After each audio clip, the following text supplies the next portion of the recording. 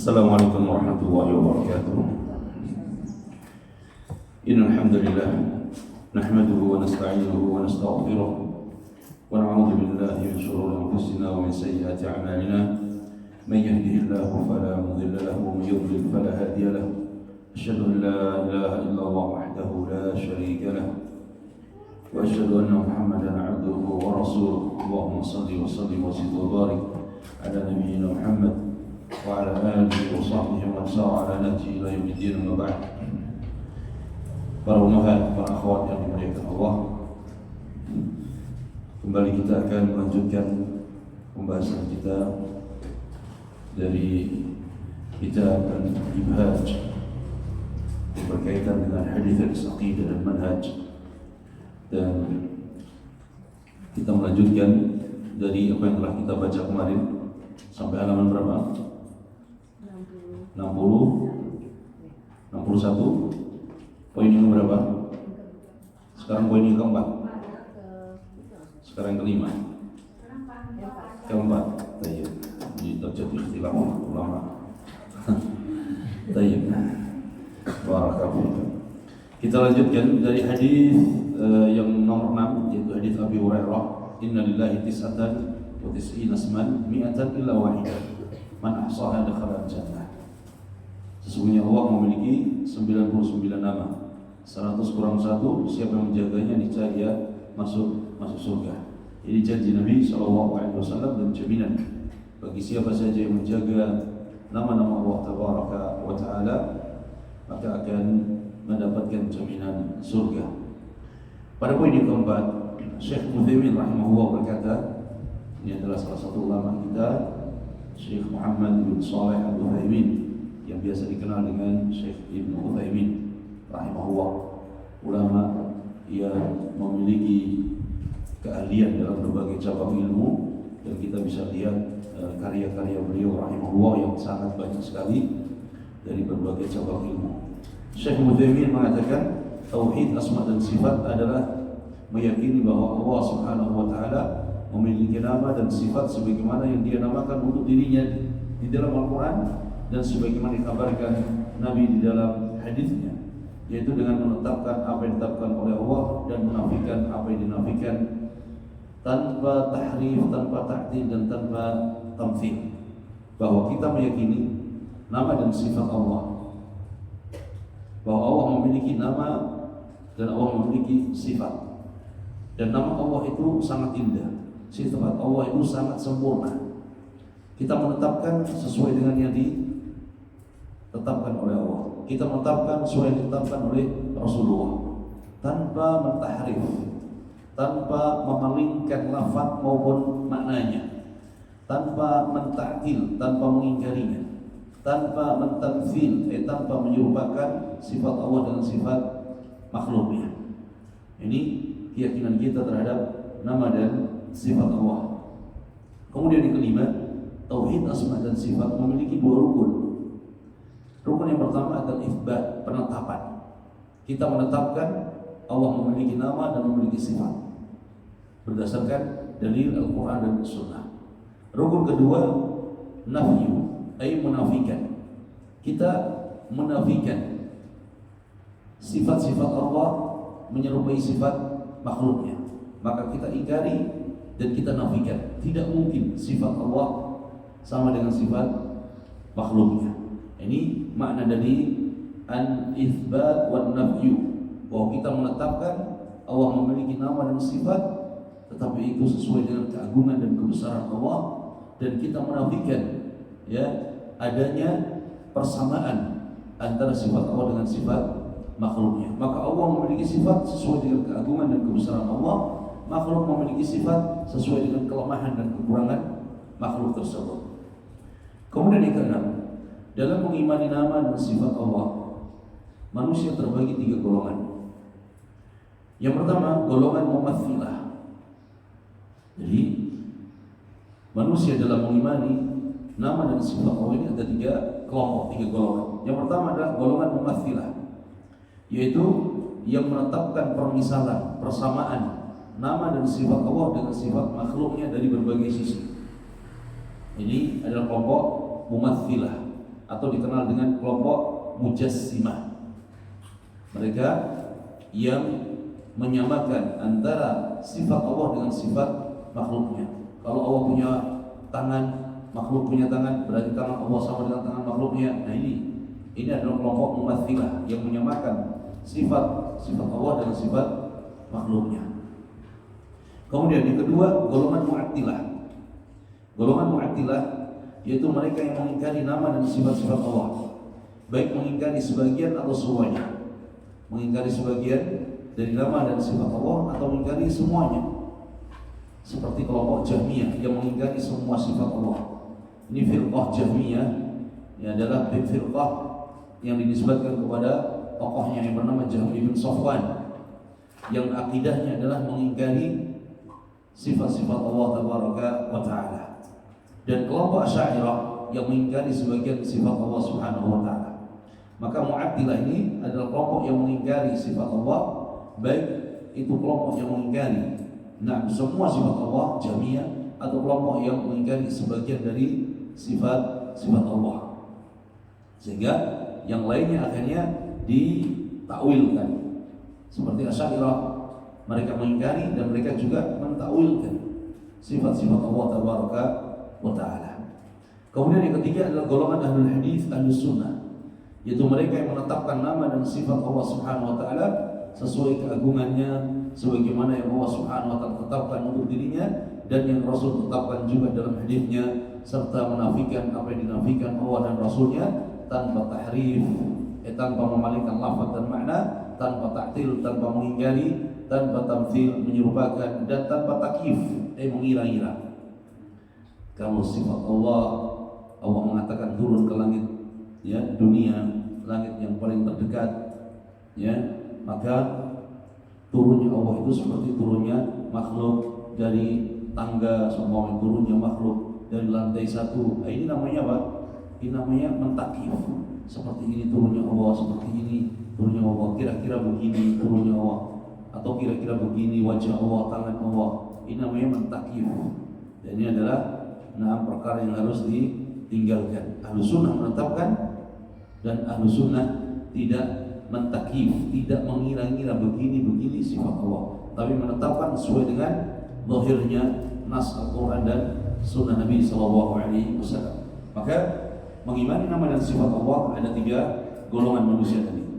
Jadi golongan yang pertama dan kedua adalah golongan sesat, lagi menyesatkan, dan golongan yang ketiga adalah golongan wasatiyah, golongan pertengahan, golongan ahli al-hadis dan ahli sunnah. Kemudian yang ketujuh, Imam Ibn Qudamah rahimahullah menukilkan ucapan Imam Syafi'i bahwa beliau Imam Syafi'i mengatakan, aku beriman kepada Allah subhanahu wa ta'ala dan beriman terhadap apa saja yang datang darinya. Jadi beriman kepada Allah dan beriman terhadap apa saja yang datang dari Allah. Kabar, berita, penetapan yang Allah beritakan sesuai yang diinginkan Allah, seperti yang Allah kabarkan. Aku beriman kepada Rasulullah dan beriman kepada apa saja yang dibawa oleh Rasulullah sesuai maksud yang diinginkannya. Jadi kita meyakini dan mengimani, beriman kepada Allah, beriman kepada Rasulnya, beriman terhadap apa yang ditetapkan oleh Allah dan apa yang dikabarkan oleh Rasulullah. Kita beriman sesuai dengan perintahnya, kita beriman sesuai dengan apa yang dikabarkannya, tanpa kita mentakwil, tanpa kita mengira-ngira, tanpa kita merubah-rubah. Kemudian Ibnu Qudamah juga menyebutkan yang demikian itulah tuntunan para salaf dan khalaf, para generasi terdahulu maupun generasi setelahnya yang mereka berjalan mengikuti manhaj salaf. Mereka semua sepakat untuk meyakini, menjalankan dan menetapkan sifat-sifat Allah yang terdapat di dalam Al-Quran dan Sunnah Rasulullah tanpa menentangnya dengan takwil. Imam Syafi'i dengan tegas menyebutkan, menetapkan, meyakini sesuai dengan apa yang Allah kabarkan tentang sifat-sifatnya tanpa mentakwil, tanpa menentang dengan takwil. Ini mazhab Imam Syafi'i rahimahullahu ta'ala. Tapi ternyata banyak dari mereka yang menisbatkan diri kepada mazhab Syafi'iyah dan menisbatkan diri sebagai pengikut Imam Syafi'i, banyak dari mereka malah tergelincir dalam bab asma dan sifat ini. Mereka mengikuti tokoh-tokoh yang bukan di atas manhaj Imam Syafi'i di dalam asma dan sifat. Mereka mengikuti orang-orang yang terpengaruh dengan Mu'tazilah, terpengaruh dengan Jahmiyah, terpengaruh dengan kelompok-kelompok yang menyimpang di dalam bab akidah. Jadi mereka selalu mendeklarasikan diri bahwa kami adalah bermadzhab Syafi'i. Kami adalah pengikut Syafi'i dalam bab fikih. Tapi kenapa dalam bab akidah tidak mengikuti Syafi'i? Padahal harusnya min babil aula, terlebih yang harus diutamakan adalah mengikuti Syafi'i dalam bab usul, dalam bab akidah, dalam bab prinsip. Ya. Ini kalau seandainya mereka benar mengikuti Syafi'i, maka mereka harus mendahulukan mengikuti Syafi'i dalam bab akidah. Di antara kaidah dalam bab asma dan sifat adalah yang pertama, nama-nama Allah Subhanahu wa taala semuanya sangat indah. Ini kaidah dalam bab asma dan sifat. Kaidah ini disebutkan oleh banyak para ulama, ya. Dan ini adalah salah satu atau ringkasan dari kaidah-kaidah tersebut. Yang pertama, nama-nama Allah Subhanahu wa taala semuanya sangat indah dan semua sifat-sifatnya sempurna, tidak ada kekurangan sedikit pun. Jadi nama-nama Allah itu sangat indah. Ya, walillahil asmaul husna, sangat indah. Dan sifat-sifat Allah sangat sempurna, tidak ada kekurangan sedikit pun. Kemudian yang kedua, kaidah kedua adalah nama-nama dan sifat-sifat Allah adalah tauqifiyah. Maknanya ditetapkan dengan dalil sahih, bukan dengan perasaan dan akal. Tidak boleh seorang memberikan nama untuk Allah, berikan sifat untuk Allah tanpa dalil yang sahih.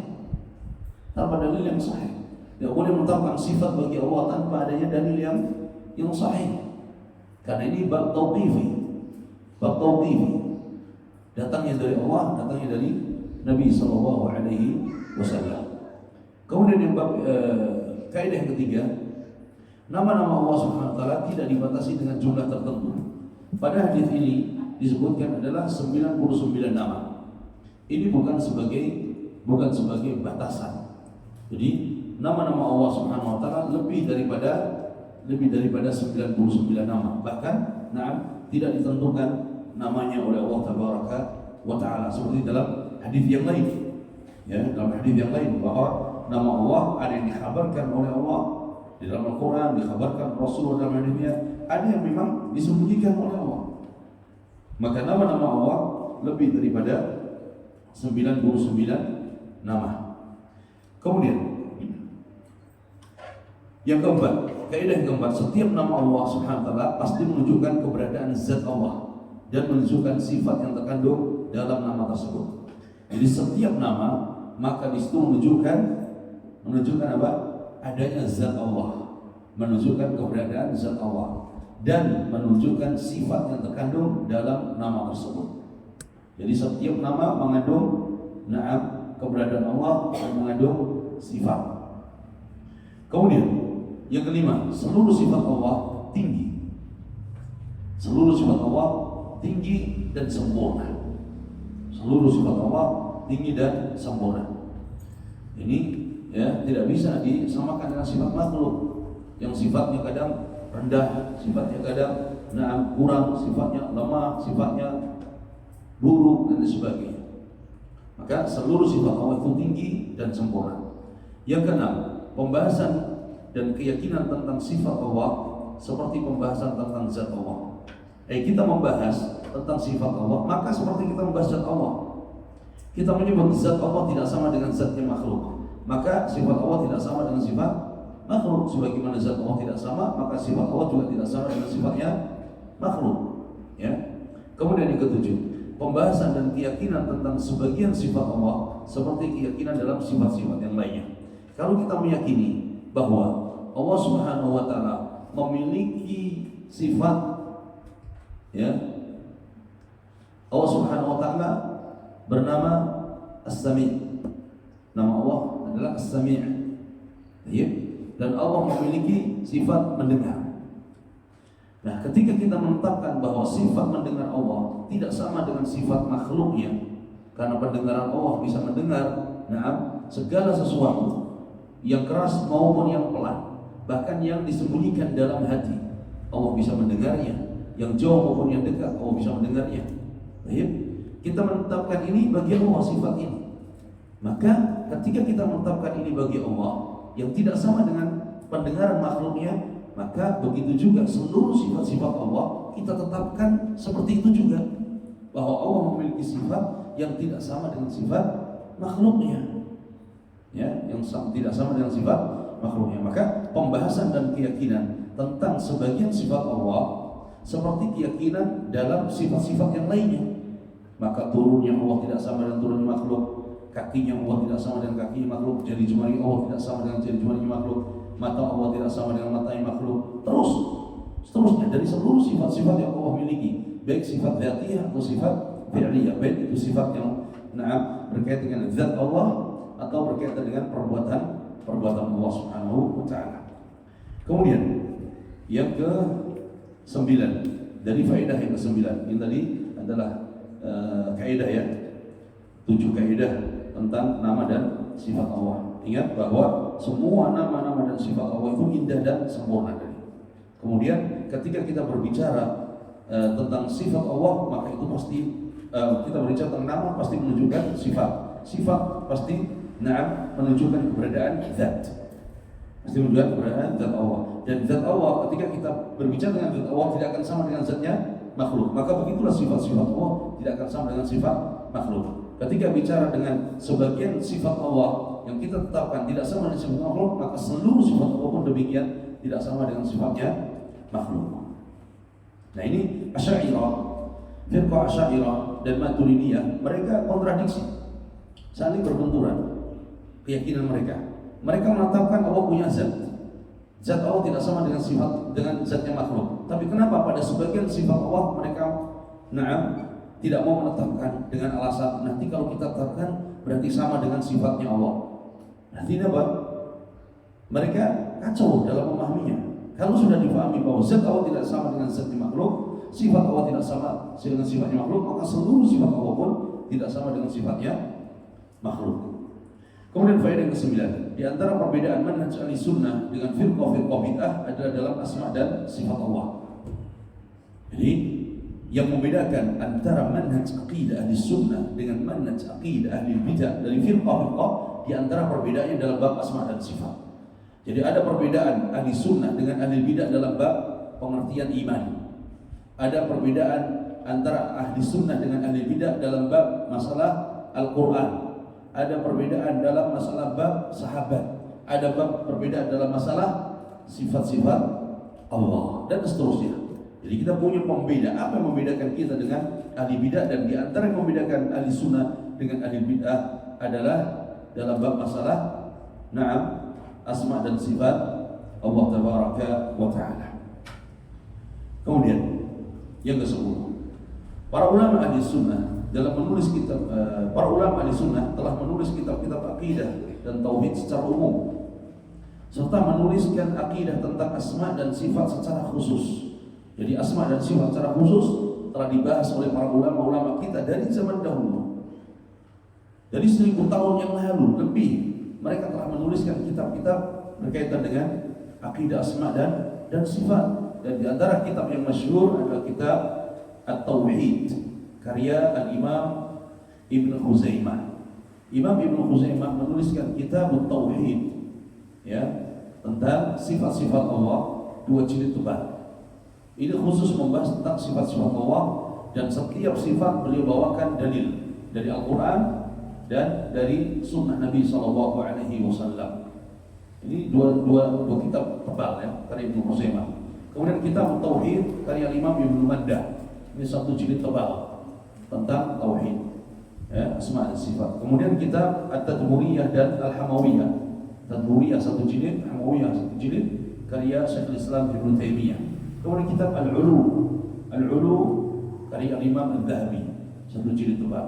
Ini diantara kitab-kitab para ulama yang membahas tentang nama dan sifat-sifat Allah Tabaraka wa Ta'ala. Dan masih banyak lain kitab-kitab.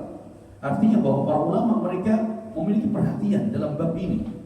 Mereka menulis tentang pembahasan nama dan sifat-sifat Allah sampai berjilid-jilid. Dan ada pun karya ulama kontemporer di zaman kita, di antaranya adalah kitab Al-Qawaid Al-Muflah ya, yang disyarah oleh penulisnya sendiri, yaitu Syekh Ibnu Utsaimin rahimahullah, satu jilid. Kemudian kitab Mu'taqad Ahli Sunnah fi Tauhid Asma dan Sifat karya Syekh Dr. Muhammad Khalifah At-Tamimi. Kemudian kitab Fiqh Asma'ul Husna karya Syekh Abdul Razzaq Ibn Abdul Muhsin Al-Abbad hafizahullah taala.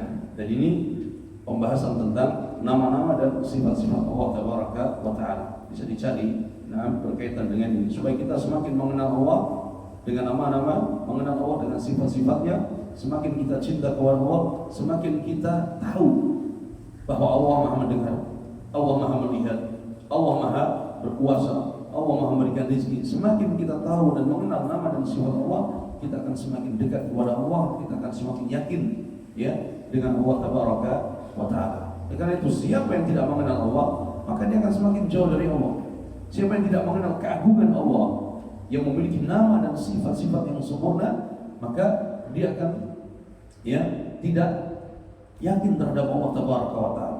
Tapi kalau dia kenal Allah dengan namanya yang indah, dikenal Allah dengan sifat-sifatnya yang sempurna, maka dia akan semakin dekat dengan Allah tabaraka wa taala. Kemudian pada hadis yang ke-7 kita lanjutkan, hadis nomor 7, bab kewajiban berpegang teguh dengan Al-Qur'an dan sunnah Nabi sallallahu alaihi wasallam.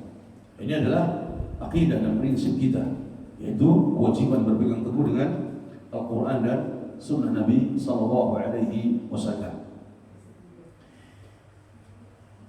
Pada bab ini kita bawakan hadis Abdullah bin Abbas radhiyallahu anhuma. Qala Rasulullah sallallahu alaihi wasallam, ya ayuhan nas, inni taraktu fikum ma in i'tasamtum bih falan tadhillu abada, kitab Allah wa sunnah Nabi sallallahu alaihi wasallam. Dari Abdullah bin Abbas radhiyallahu anhuma, Rasulullah sallallahu alaihi wasallam beliau bersabda, ya ayuhan nas, ya ayuhan nas. Rasul bersabda, wahai manusia. Nabi tidak panggil wahai kaum muslimin, kaum mukminin, tidak. Nabi mengatakan ayuhan nas, wahai manusia. Inni taraktu fikum ma in i'tasamtum bih. Aku tinggalkan untuk kalian jika kalian berpegang teguh dengannya, walan tadhillu abada, maka kalian tidak akan tersesat selamanya. Kitab Allah wa sunnah Nabi. Berpegang teguh dengan Al-Quran, kitab Allah dan sunnah Nabi-Nya, yaitu hadis dari Nabi sallallahu alaihi wasallam. Maka ini adalah wasiat, ini adalah kunci keselamatan. Supaya kita selamat dalam kehidupan dunia dan akhirat kita, Nabi telah mengkabarkan kuncinya. Kitab Allah wa sunnah Nabi. Ikuti dan peganglah dengan kuat Al-Quran dan sunnah Nabi sallallahu alaihi wasallam. Hadis ini diriwayatkan oleh Imam Al-Hakim dalam kitabnya Mustadrak, dan hadis ini disahihkan oleh Syekh Al-Albani rahimahullah. Hadis yang menjadi landasan prinsip beragama seorang muslim adalah hadis ini, bahwa prinsip kita dalam beragama itu Al-Quran dan Sunnah. Kalau kita ingin mencari keselamatan, prinsip kita dalam beribadah Al-Quran dan Sunnah. Kalau kita ingin ibadah kita diterima oleh Allah, amal-amal kita diterima oleh Allah, prinsip seorang muslim dalam kehidupannya Al-Quran dan Sunnah. Karena ini yang dikabarkan oleh Nabi SAW sebagai jalan keselamatan dari segala kesesatan. Maka seorang muslim harus perhatian terhadap dua prinsip dan dua hal ini. Faedah dari hadis ini, yang pertama, hadis ini dalil yang jelas bahwa berpegang teguh dengan Al-Quran dan Sunnah adalah asas dan fondasi keselamatan di dunia dan akhirat. Siapa yang hanya mengambil Al-Quran tanpa hadis, maka dia pasti tersesat. Siapa yang mencukupkan diri dengan Al-Quran dan tidak mau mengambil Sunnah dan hadis Nabi, pasti tersesat. Pasti tersesat. Tidak akan pernah mendapatkan keselamatan. Tersesat jalan hidupnya, tersesat ibadahnya, tersesat beragamanya, tersesat di akhiratnya menuju neraka. Karena dia telah mendustakan Al-Quran sebagai pijakan dan fondasi dalam beragama. Ini, karena muncul firqah sesat lagi menyesatkan, yaitu firqah yang dikenal dengan kelompok Quraniyun. Qur'aniyun, mereka menamakan diri mereka dengan Qur'aniyun, bahwa mereka adalah pengikut Al-Quran, kemudian tidak mau mengambil hadis dari Nabi Sallallahu Alaihi Wasallam. Ini adalah kelompok sesat. Bagaimana mereka bisa sholat sedangkan tidak ada cara sholat di dalam Al-Quran? Yang ada hanya perintah sholat, aqimus sholat, tapi tata cara rukuknya, sujudnya, zikirnya, bacaannya, tasyahudnya tidak ada di dalam Al-Quran. Adanya dalam hadis Nabi Sallallahu Alaihi Wasallam. Maka siapa yang tidak mengikuti hadis, tidak mengambil hadis Nabi, maka dia pasti tersesat. Belum lagi syariat-syariat yang lainnya, syariat-syariat yang lainnya. Kemudian yang kedua, bahwa sunnah adalah hujjah. Al-Quran dan sunnah. Sunnah hadis Nabi adalah hujjah, dalil. Karena sunnah merupakan wahyu dari Allah Subhanahu Wa Taala. Nah, wahyu Allah bukan hanya Al-Quran. Wahyu Allah juga apa? Hadis Nabi Sallallahu Alaihi Wasallam. Jadi Allah sebutkan dalam Al-Quran banyak, dalam ayat Al-Quran Allah perintahkan ati'u Allah wa ati'u Rasul, ta'atilah Allah, ta'ati Rasul. Ikutilah Al-Quran, ikutilah hadis Nabi, sunnah Nabi Sallallahu Alaihi Wasallam. Dalam ayat yang lain Allah sebutkan wa ma yantiqu 'anil hawa in huwa illa wahyu yuha. Apa yang na'am diucapkan oleh Nabi tidak lain adalah apa? Wahyu.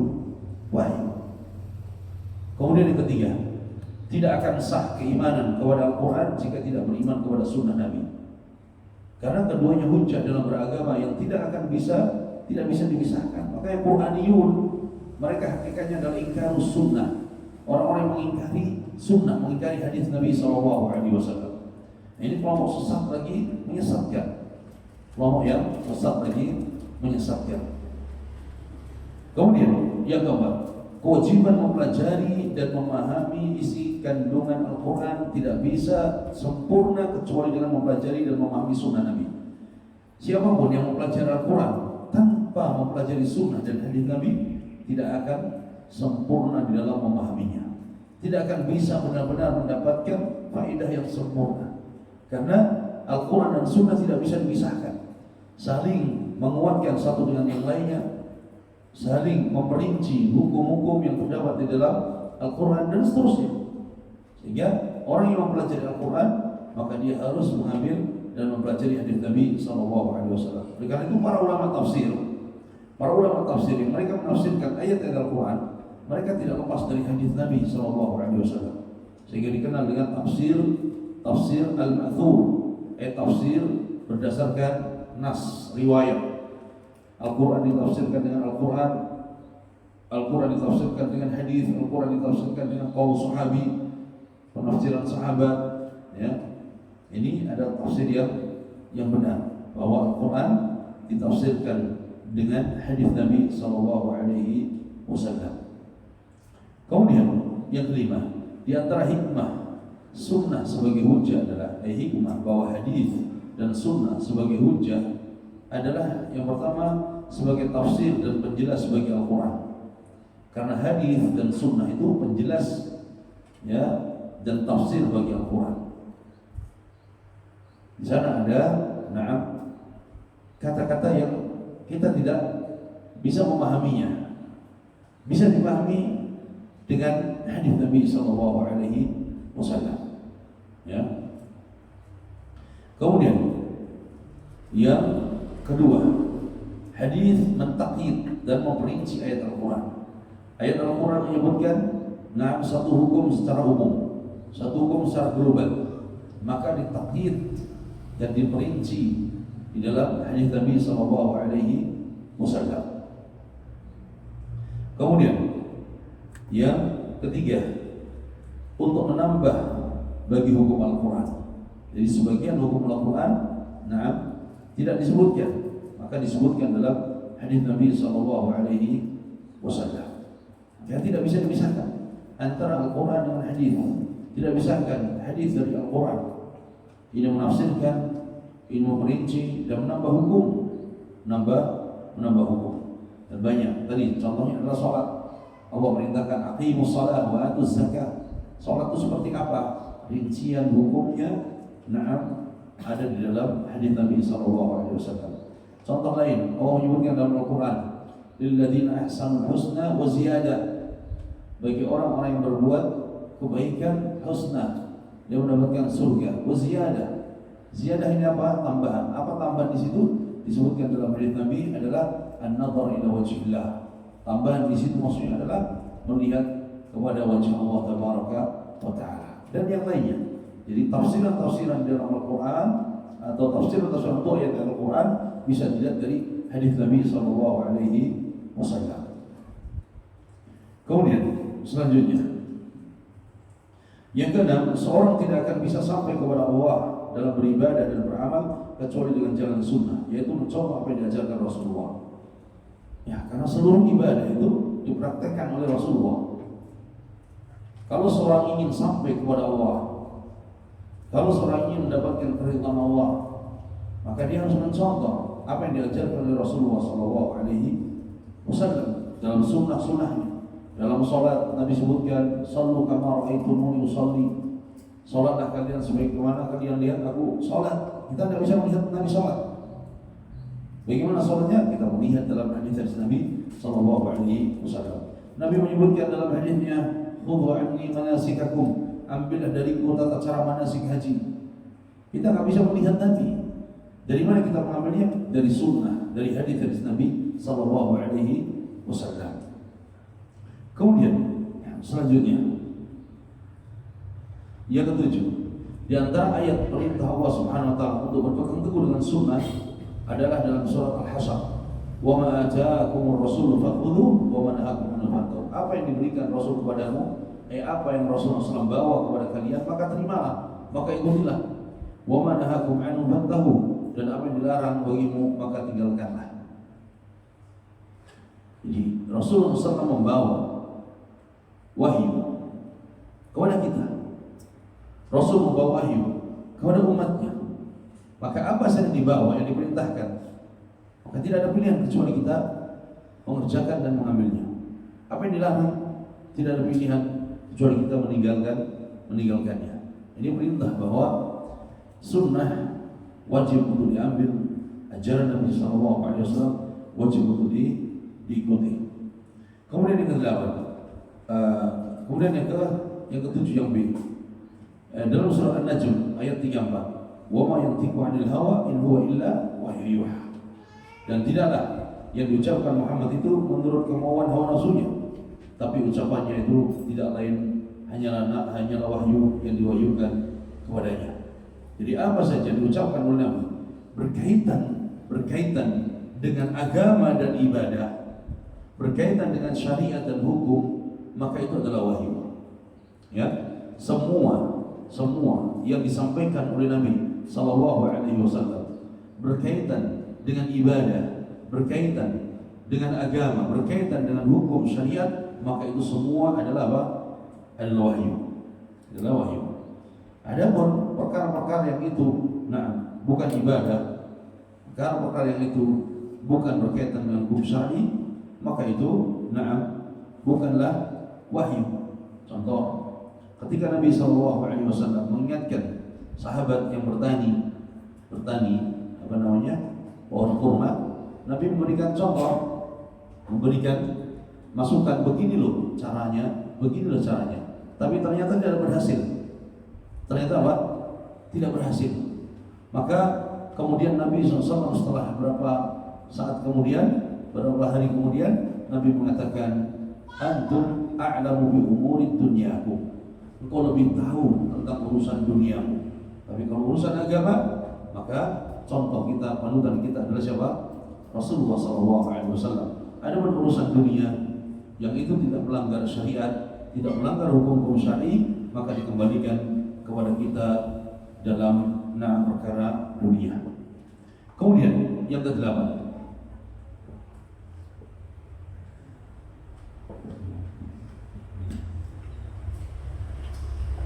Syekhul Islam Ibnu Taimiyah rahimahullah berkata, wajib bagi setiap mukmin untuk tidak berbicara sedikit pun tentang perkara agama kecuali mengikuti apa yang dibawa Rasulullah SAW. Jadi ini urusan agama, bukan urusan dunia. Wajib menjaga diri, menjaga lisan untuk tidak berbicara tentang agama kecuali mengikuti apa yang dibawa oleh Rasul. Sudah, urusan agama ikuti saja yang diajarkan Rasul. Lanjutkan apa yang dibawa Rasul. Teruskan apa yang dibawa Rasul. Bawa, sampaikan. Ini urusan agama. Tidak boleh mendahului ucapannya, ya, tidak boleh mendahului ucapan Nabi, dan harus melihat, menimbang apa yang beliau ucapkan, kemudian mengikuti ucapannya. Begitu juga perbuatan harus mengikuti perintahnya. Jadi tidak boleh kita berbicara kecuali dengan mengikuti apa yang dibawa oleh Rasul. Tidak boleh kita beribadah, beramal, berbuat kecuali dengan perintah Rasul Shallallahu Alaihi Wasallam. Begitulah yang dilakukan para sahabat radhiyallahu anhu dan orang-orang yang menempuh jalan mereka dari kalangan para tabi'in dan para imam kaum muslimin. Tidak ada seorang pun dari kalangan mereka yang menentang nas-nas syar'i dengan akal mereka. Ya, sahabat, tabi'in, tabi'in. Tidak ada seorang pun dari mereka yang menentang nas-nas syar'i dengan akal mereka. Kalau sudah datang nas syar'i sahih, maka mereka terima. Bahkan tidaklah mereka beragama kecuali dengan mengikuti apa yang dibawa oleh Rasulullah. Jadi agama dan ibadah yang dilakukan para sahabat, para tabi'in, tabi'in, maka agama dan tata caranya mengikuti apa yang dibawa oleh Rasulullah SAW. Jika ingin mengetahui hukum agama dan berbicara tentang agama, maka harus melihat kepada firman Allah Subhanahu wa taala dan sabda Rasulullah SAW.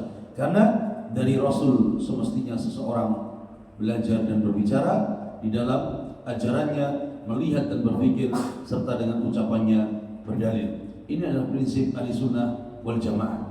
Maka setiap kita tidak boleh mendahului Rasul SAW dengan ucapan maupun dengan perbuatan. Apa yang kita sampaikan dalam agama ini, apa yang kita sampaikan dalam bab ilmu syar'i ini harus berlandaskan sumber Al-Quran dan Sunnah. Apa yang tidak kita lakukan, apa yang mau kita amalkan, apa ibadah yang akan kita kerjakan, maka lihat ada tidak contoh, ada tidak prinsip, ada tidak perintah dari Nabi SAW, ya, supaya kita tidak menyimpang dari jalan yang ditempuh dan dibawa oleh Nabi SAW. Maka dari sini kita bisa melihat bagaimana sebagian orang mereka lancang dan mereka tidak beradab kepada Nabi. Mudah sekali mereka berbicara tentang hukum dalil atau hukum syar'i, halal dan haram, ya, halal dan haram tanpa melandaskan dalil, tetapi mengikuti hawa nafsu dan perasaan mereka. Ya, baru kemarin anak melihat atau ada yang kirim video bahwa air Zam-Zam itu adalah air apa? Air Zam-Zam itu adalah air nomor 2. Nomor 1 kalau air itu datang darinya dan dari keturunannya. Air yang datang ya dari tangan Nabi atau air yang datang dari keturunan anak cucu Nabi, baru itu air nomor 1. Zam-Zam nomor 2. Ini dari mana dalilnya? Kemudian dia menjual air tersebut, air yang dibuat oleh dia, ya, dengan dalil bahwa kami keturunan Nabi dan air ini adalah air yang lebih berkah daripada air Zam-Zam. Ya, belum lagi yang lain-lainnya. Dan manusia begitu banyak yang percaya karena kejahilan mereka, kebodohan mereka, dan sikap ta'assub fanatik mereka, sehingga mereka mudah untuk digiring, dibawa, dicekoki dengan berbagai khurafat, ya, bahwa ini adalah berkah, ini adalah berkah, ini adalah amalan, ini adalah amalan yang berijazah, bersanad, kemudian ini harus diamalkan sekian kali dan sekian kali. Allah musta'an. Sejak kapan seorang ketika menyentuh air kemudian airnya jadi berkah? Sekarang mudah sekali, air ditiup, air disentuh, air dipegang. Ini kebodohan yang merajalela, dan mereka pun semakin menjadi di dalam membodohi umat ini dengan dalil keturunan Nabi, dengan dalil agama, padahal mereka merusak dan menyesatkan umat ini. Maka berhati-hati ya, kita beragama harus berlandaskan dalil. Siapapun dia yang menyetujui dalil, meskipun keturunan Nabi sekalipun, maka harus ditinggalkan. Karena beragama itu berlandaskan dalil Al-Quran dan Sunnah Nabi SAW, bukan berlandaskan perbuatan fulan dan allan, kecuali kalau dia adalah seorang sahabat Nabi SAW. Kalau dia sahabat Nabi, fa'ahlan. Karena sahabat Nabi sudah diberikan ujian oleh Nabi untuk diikuti.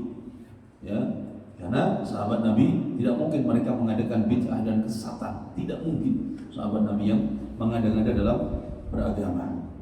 Kemudian yang ke-9, Allah Subhanahu wa taala memperingatkan bagi siapa saja yang menyelisih perintah dan ajaran Nabi SAW sebagaimana firman-Nya. Allah ingatkan, "Walihdharil ladzina yukhalifuna an amri an tusibahum fitnah aw yusibahum 'adzabun alim."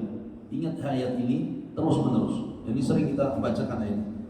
Ingat ayat ini terus-menerus supaya kita waspada, supaya kita hati-hati, supaya kita tidak bermudah-mudahan dalam beribadah dan beragama.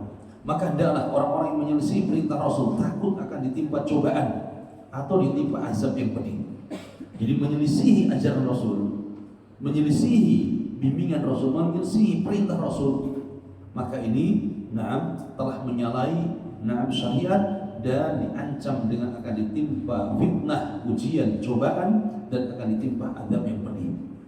Apa ujian dan fitnah di sini? Akan ditimpa ujian. Fitnah adalah fitnah bid'ah, fitnah kesyirikan, fitnah kekufuran. Yang mereka tidak sadar, mereka terjatuh dalam fitnah tersebut. Ya, dan mereka pun akan diancam dengan azab yang pedih. Maka ayat ini menunjukkan bahwa kemuliaan dan kehormatan seorang hamba di dunia dan akhirat adalah dengan mengikuti perintah Allah dan Rasul-Nya. Ya, maka falyahdhar, maka waspadalah, hati-hatilah. Ya, maka takutlah. Jangan sembarangan. Kalau orang mengatakan mereka biasa-biasa saja, mereka makin makin leluasa. Iya, karena Allah biarkan mereka. Allah mengatakan, "Wa may yushaqiqir rasul min ba'di ma tabayyana lahu al-huda wa yattabi' ghayra sabilil mu'minin nuwallihi ma tawalla wa nuslihi jahannam wa sa'at masira." Siapa yang menentang Rasul sallallahu alaihi wasallam setelah datang kepada mereka petunjuk dan kebenaran, dan mereka tidak mengikuti jalannya orang-orang beriman, tidak mengikuti jalannya para sahabat dalam beragama, maka kata Allah, nuwallihi ma tawalla, kami akan biarkan mereka leluasa dalam kesesatannya, dibiarkan oleh Allah dalam kesesatan terus dan menerus, semakin jadi. Kemudian apa? Wa nuslihi jahannam, terakhir kami akan masukkan mereka dalam jahannam, wa sa'at masira, dan tempat yang paling buruk. Maka jangan merasa aman ketika seorang berada dalam kesesatan, karena bisa jadi Allah akan leluasakan dia, biarkan dia semakin leluasa dalam kesesatan, semakin jauh dia dari Allah, dan terakhir nuwallihi ma tawalla wa nuslihi jahannam, kami jebloskan dia ke dalam jahannam. Kemudian yang ke-10, berpegang teguh dengan Al-Quran dan Sunnah adalah jalan keberuntungan dan rahmat. Apa yang kita cari? Keberuntungan dalam kehidupan ini. Apa yang kita cari? Kebahagiaan. Apa yang kita cari? Keselamatan. Udah, hidup kita yang kita cari bahagia. Hidup kita yang cari adalah ketenangan, ketentraman, rahmat, kebahagiaan, keselamatan dunia dan akhirat. Maka kuncinya adalah Al-Quran dan Sunnah Nabi SAW. Allah firmankan, "Ya ayyuhan nas, qad ja'akum burhanun min rabbikum wa anzalna ilaikum nuran mubina. Fa ammal ladzina amanu billah wa i'tasamu bihi fasayudkhiluhum fi rahmatin min wa fadl wa yahdihim ilaihi siratan mustaqima." Wahai manusia, sesungguhnya telah datang kepadamu bukti kebenaran dari Rabbmu, yakni adanya Nabi Muhammad dan mukjizatnya, dan telah kami turunkan kepadamu cahaya yang terang benderang, yaitu Al-Quran. Adapun orang-orang yang beriman kepada Allah dan berpegang teguh kepada agamanya, niscaya Allah akan masukkan mereka ke dalam rahmat yang besar darinya dan limpahan karunia-Nya, dan menunjuki mereka kepada jalan yang lurus untuk sampai kepadanya, sampai kepada surganya. Ini adalah kewajiban untuk beriman kepada Al-Quran. Amman ladzina amanu billah wa i'tasamu bih. Ya, orang yang beriman kepada Allah dan berpegang teguh dengan agamanya, dengan Al-Quran yang tadi disebut dengan nurun mubina, cahaya yang terang. Dan firman Allah, "Wa hadza kitabun anzalnahu mubarakun fattabi'uhu wattaqu la'allakum turhamun." Dan Al-Quran itu adalah kitab yang kami turunkan, yang diberkahi, maka ikutilah dia dan bertawakallah agar kamu diberi rahmat, dan bertakwalah agar kamu diberi rahmat. Maka perintah untuk berpegang kepada Al-Quran dan Sunnah ini terdapat di dalam banyak ayat dan dalam banyak hadis Nabi sallallahu alaihi wasallam, yang ketika seorang berpegang teguh dengan keduanya maka dia akan selamat. Nah, kemudian ada orang yang berhujjah di sini. Ada orang mengatakan, Nabi mengatakan bahwa siapa yang berpegang teguh dengan Al-Quran dan Sunnah, kenapa kalian datang dengan membawa dakwah Al-Quran dan Sunnah dengan pemahaman salafus saleh, Al-Quran dan Sunnah dan manhajnya para sahabat? Mana Nabi menyebutkan dengan pemahaman salafus saleh, dengan pemahamannya para sahabat, dengan manhajnya para sahabat? Kalian yang mengada-ngada dalam beragama. Itu pernah dituduhkan ya oleh beberapa orang terhadap dakwah salafiyah, dakwah ahli sunnah, bahwa ahli sunnah membawa bid'ah dalam berdakwah dan dalam beragama. Nabi mengatakan tadi apa? Berpegang teguh dengan Al-Quran, kitab Allah dan sunnah, hadis. Iya, di dalam nas tersebut jelas yang harus dipegang teguh, yang harus diikuti adalah Al-Quran dan hadis, Al-Quran dan sunnah. Tidak ada di situ sahabat, tidak ada di situ manhajnya para sahabat, pemahamannya para sahabat, tidak ada. Tetapi ingat bahwa nas Al-Quran, di dalam nas Al-Quran banyak perintah agar kita mengikuti jalannya para sahabat. Di dalam hadis Nabi banyak nas yang menyebutkan agar kita mengikuti jalannya para sahabat, manhajnya para sahabat, pemahamannya para sahabat. Nah, kalau ada orang yang mengatakan tadi cukup Al-Quran dan Sunnah, tidak perlu pemahaman dan manhajnya sahabat, berarti dia belum paham isi Al-Quran dan Sunnah yang dia pelajari. Di dalam Al-Quran Allah menyebutkan banyak ayat. Tadi ayat kita baca, wa may yushaqiqir rasul min ba'di ma tabayyana lahu al-huda wa yattabi' ghayra sabilil mu'minin. Dan siapa yang menentang Rasul dan tidak mengikuti jalan orang yang beriman, kata para ulama, dan tidak mengikuti jalannya para sahabat, maka kami biarkan dalam kesesatan, maka kami biarkan dia leluasa dalam kesesatan, kami jebloskan dia dalam neraka. Jadi kalau siapa yang mengikuti Rasul dan mengikuti jalannya orang-orang yang beriman, yakni jalannya para sahabat, maka dia akan selamat dari kesesatan. Dalam ayat yang lain Allah perintahkan juga, ya, supaya kita mengikuti jalan sahabat, was-sabiqun al-awwalun minal muhajirin wal ansar walladzina tabauhum bi ihsan, dan orang-orang yang mengikuti al-muhajirin wal ansar dengan baik, dengan benar. Dalam ayat yang lain Allah menyebutkan, ya, supaya kita mengikuti para sahabat. Banyak sekali ayat-ayatnya. Jadi tidak benar kalau kemudian mereka berujar cukup Al-Quran dan Sunnah. Kalau tadi ada kelompok Quraniyun, cukup apa? Al-Quran saja, ini sesat, menyesatkan. Ya, kemudian dia bilang kalau begitu cukup Al-Quran dan Sunnah saja. Ya, Al-Quran dan Sunnah. Tapi ingat, isi Al-Quran dan Sunnah di situ perintah untuk mengikuti cara beragamanya para sahabat. Dalam hadis yang sangat banyak Nabi menyebutkan siapa yang selamat, mereka itulah mengikuti Nabi dan sahabat.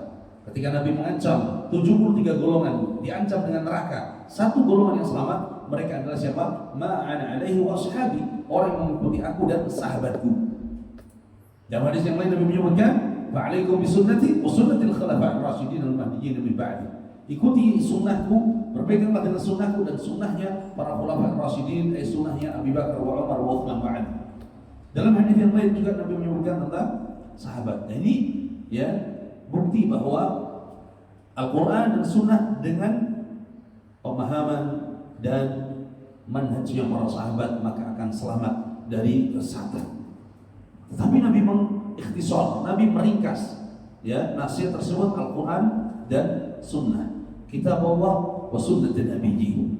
Tetapi siapa yang faham tentang isi Al-Quran dan isi Sunnah, maka di situ ada perintah untuk mengikuti pemahaman dan manhajnya para sahabat Nabi sallallahu alaihi wasallam. Lihat kaum Khawarij, mereka tersesat sehingga mereka jauh dari ajaran Nabi, sunnah Nabi, karena mereka mencukupkan Al-Quran ya dan mencukupkan sunnah dengan pemahaman mereka, dan mereka meninggalkan pemahamannya para sahabat Nabi sallallahu alaihi wasallam. Akhirnya mereka pun menentang para sahabat dan mereka pun membunuh para sahabat.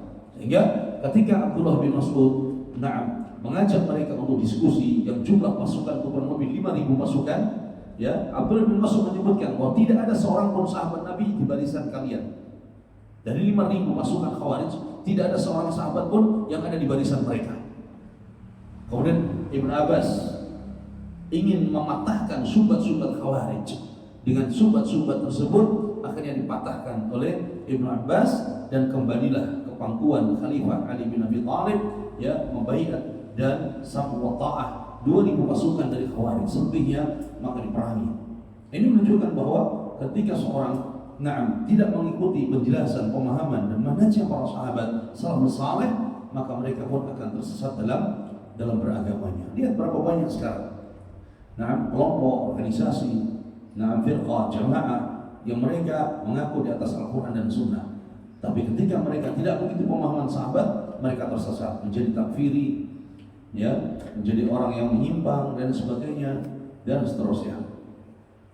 Kemudian yang ke-11, Syekh bin Baz rahimahullah ta'ala berkata, wajib bagi setiap hamba untuk istiqamah. Ini Syekh bin Baz, seorang alim rabbani, imamnya salafiyin pada abad 20, abad 21. Syekh bin Baz rahimahullah ta'ala rahmatan wasi'ah.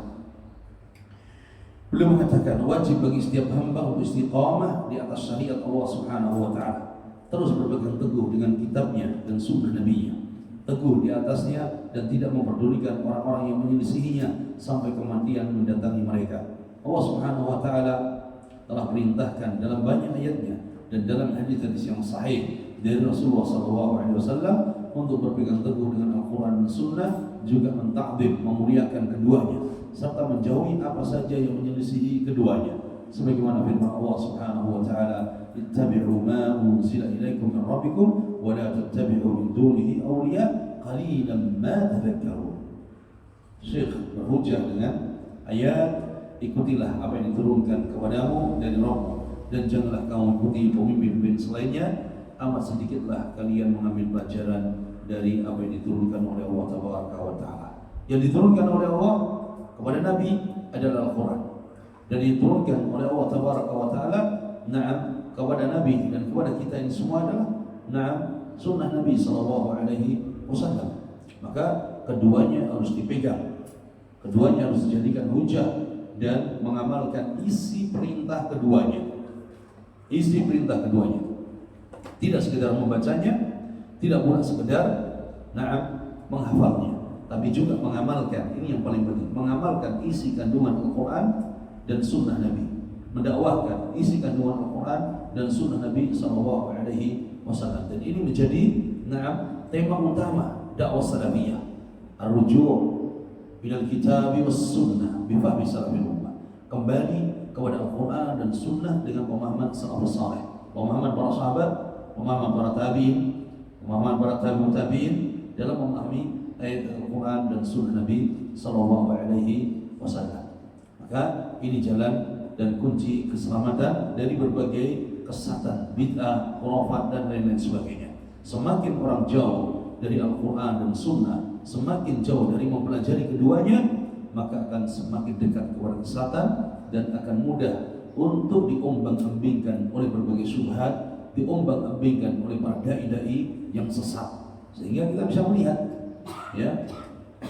umat ini diombang-ambingkan dalam kesesatan, kemudian harta dan dunia mereka dirampas oleh para dai-dai tersebut dengan hujah untuk ini, untuk itu, untuk ini, untuk itu. Tetapi apa yang mereka dapatkan? Tidak ada.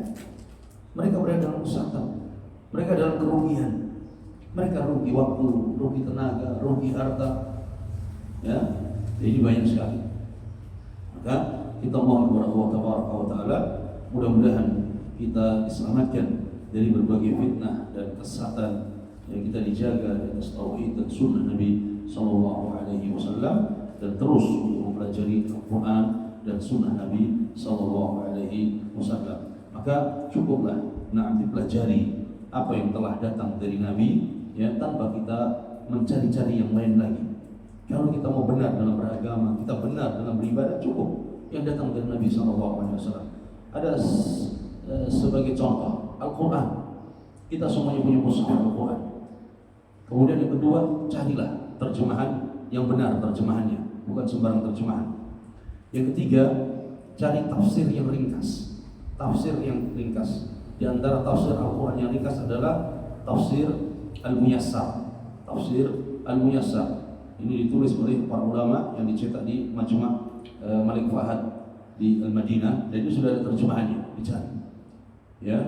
Kemudian hadis sangat banyak sekali kitab-kitab hadis.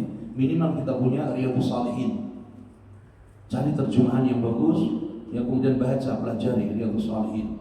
Di situ nanti akan kita dapatkan berbagai macam hadis-hadis yang berkaitan dengan hukum, berkaitan dengan keutamaan, fadilah, berkaitan dengan adab, berkaitan dengan akhlak, ya, dan seterusnya.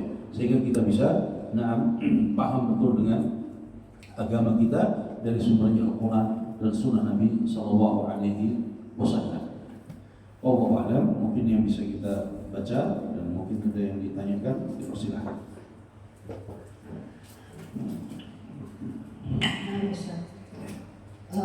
Sebelumnya mohon waktu sebentar Ustaz untuk pengumuman.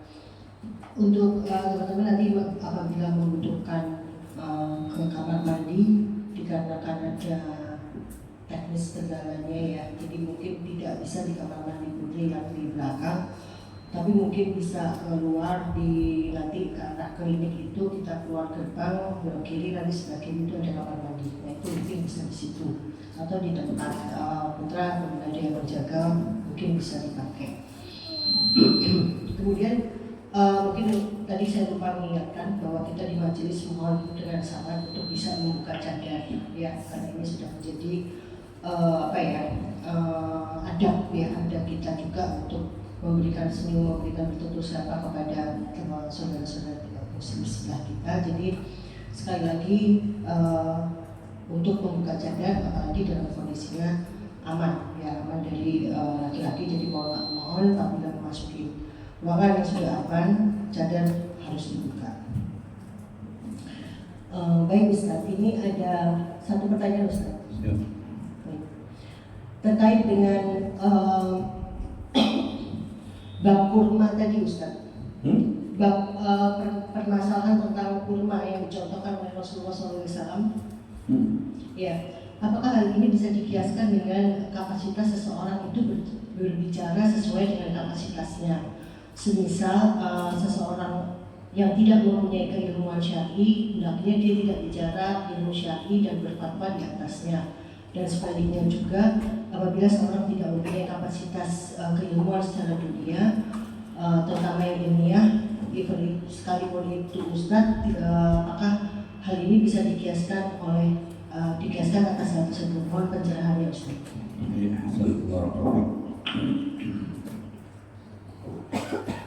Nah, ketika Nabi SAW memberikan masukan kepada sahabat yang bertani kurma tadi, ternyata tidak sukses, ternyata malah gagal.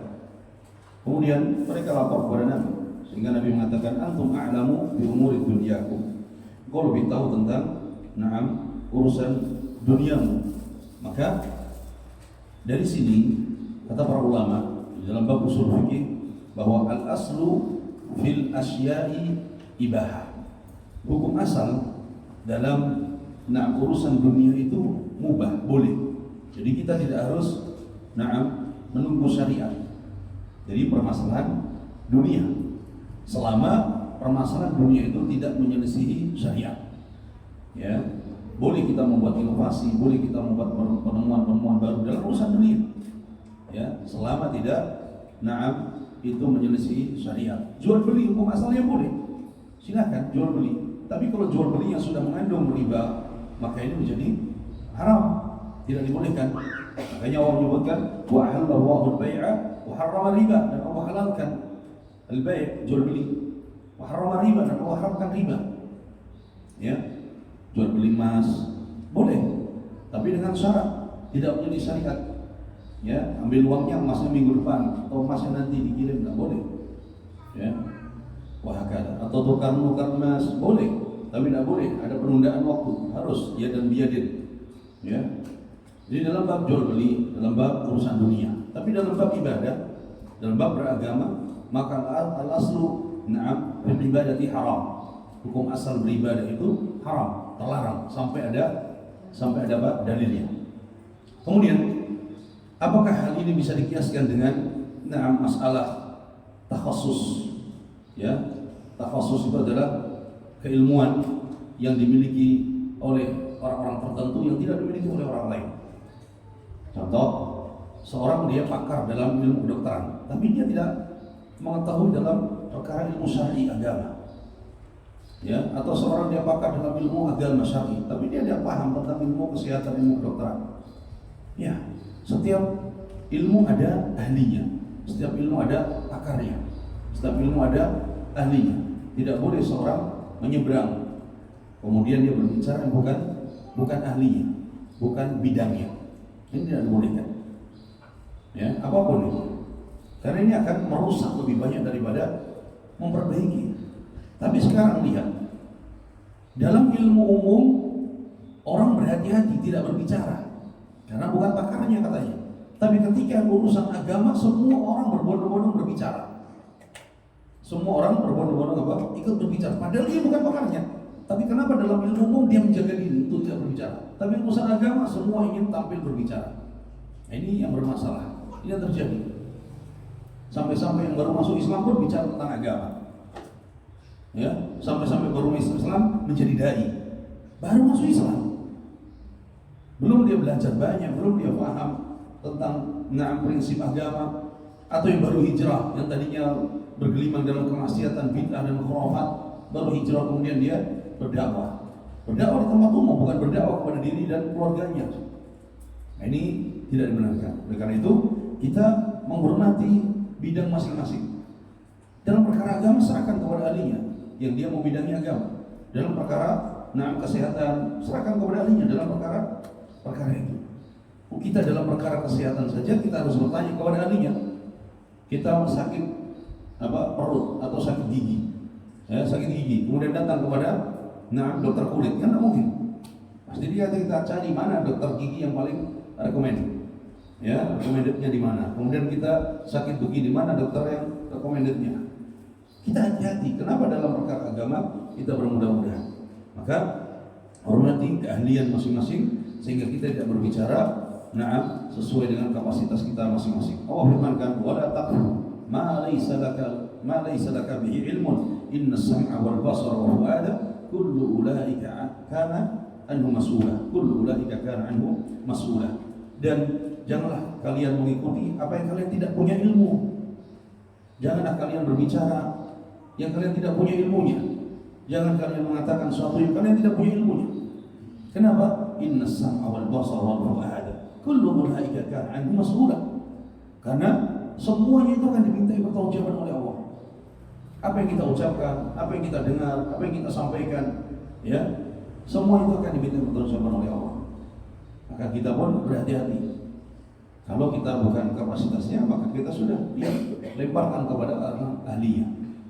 Ya, kalau kita bukan orang yang punya ilmu dalam bidang itu, ya sudah, Allahu a'lam, serahkan kepada ahlinya.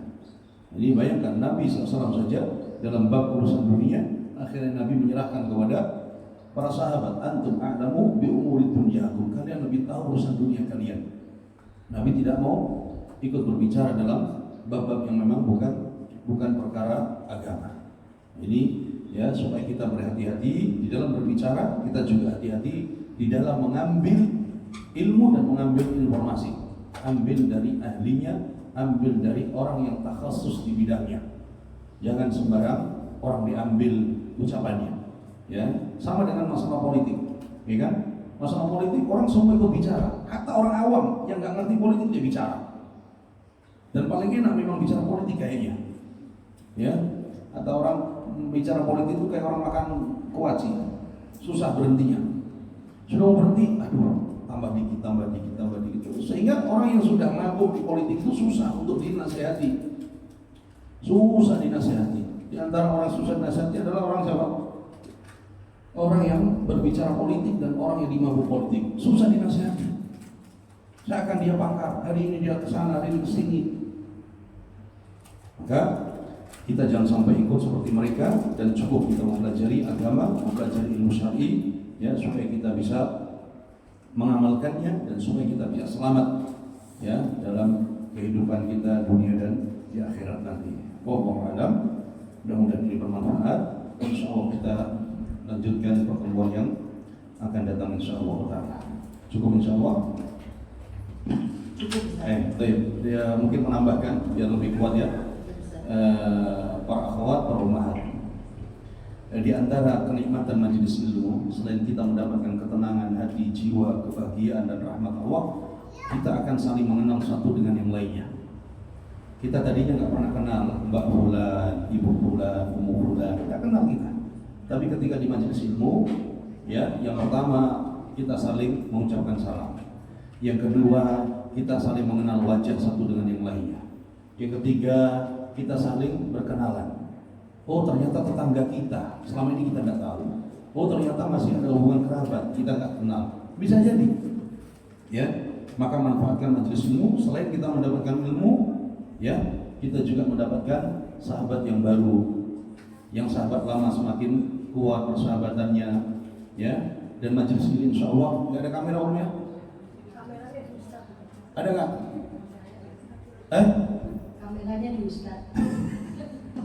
Kamera di situ sudah ada ya, aman insya Allah, ya. Dan tolong yang bawa HP juga tidak ada yang mengamera. Jangan sampai khianat di majelis ilmu, ya.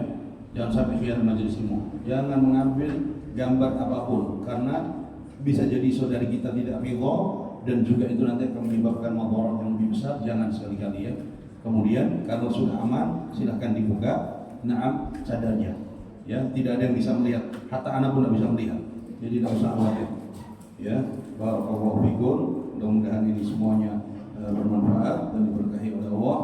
Wassallallahu ala nabiyina Muhammad wa ala alihi wa sahbihi wasallam. Alhamdulillahirabbil alamin. Assalamualaikum warahmatullahi wabarakatuh.